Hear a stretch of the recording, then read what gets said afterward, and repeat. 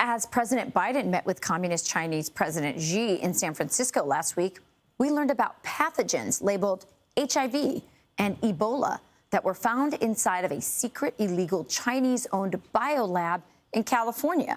This illegal Chinese immigrant pleaded guilty for mislabeling medical products after the feds raided his lab filled with these deadly viruses. And now Congress members, including our next guest, are accusing the CDC and the FDA of not regulating private labs. GOP Congresswoman Ashley Hinson sits on the committee focusing on the Chinese Communist Party, and she joins us now. Congresswoman, so great to have you on. What a troubling story. I mean, what do you think is happening here? Because apparently this is a Chinese citizen, a fugitive with links to the military in a secret lab with all these deadly pathogens. Right, Rachel. It reads like a movie script and a horror movie script. That when you detail all of those things that were missed. And I think the most troubling thing is you mentioned the fact that he was able to obtain these pathogens. We want to know how he was able to obtain these pathogens. How was he able to get away with running a lab, getting millions of dollars sent to him from the Chinese Communist Party, and then obviously coming into our country, stealing American intellectual property. This is a man who truly was working for the Chinese Communist Party and had the intent of defeating the American aggressor. That's what he called it. So we have some real questions as a committee here. The FBI and the CDC really dropped the ball here in terms of investigating not only this illegal lab, but now we wonder how many more labs like this exist in the country. So clearly we have some work to do to make sure we're prepared, because we know China is doing everything they can to constantly undermine us. And this is just one of the ways they're doing that. This is terrifying. By the way, we've had 22,000 Chinese citizens that we know of illegally come across our border.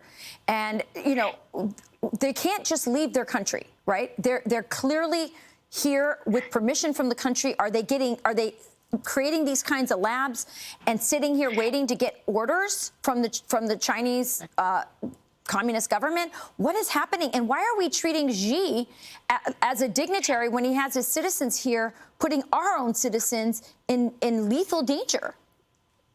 Right. Well, it's a true slap in the face to Americans. Number one, the Newsom administration and the Biden administration really rolled out the red carpet for President Xi. A genocidal dictator came to town. They cleaned up San Francisco, did a parade that was fitting for a hero's welcome, and then hosted him as a guest of honor at a bougie dinner. Meanwhile, in Reedley, California, we're busting an illegal biolab. So again, our committee is going to be diving into this. We've issued a report specifically on the Reedley lab about the failures from the FBI and the CDC and what needs to happen going forward. But at this point, we do have more questions than answers.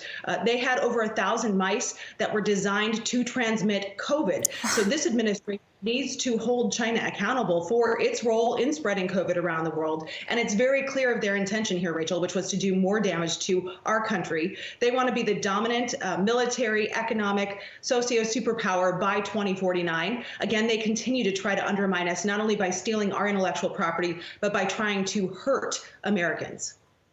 I'm just thinking, this was in California just last week. The whole state was blanketed with Chinese flags for Xi's entrance into San Francisco.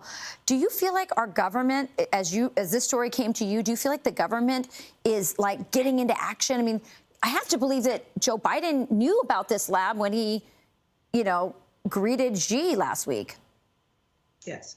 Well, I think it's very concerning. Clearly, we have moved from strategic competition with China to diplomatic appeasement. When you roll out the red carpet without any accountability for, let's say, not only a biolab, but illegal maneuvers against American military in our territory, in international waters.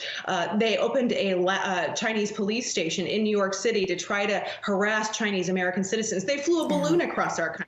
So all of these things we need accountability for, and we have to start taking China very seriously, not only on what they're saying, but what they're doing here. So I'm asking the Biden administration to be strong, because strength is what dictators and bullies respond to. Yeah, well, Chinese would never let this happen in their own country, just not showing respect for ourselves.